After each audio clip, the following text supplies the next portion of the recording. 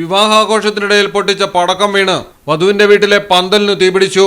അപകട സമയം 100-ലധികം ആൾക്കാർ പന്തലിലുണ്ടായിരുന്നു. വിരുന്നിലെത്തിയ വരന്റെ കൂട്ടുകാർ പൊട്ടിച്ച പടക്കമാണ് അപകടമായത്.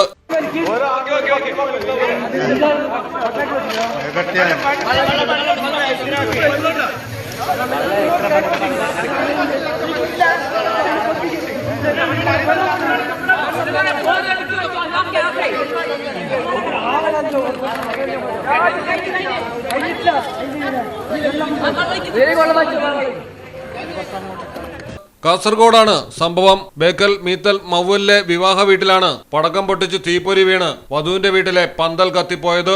ഏതായാലും വീട്ടുകാരും നാട്ടുകാരും ചേർന്ന് തീകെടുത്തി വൻ ദുരന്തം ഒഴിവാക്കി.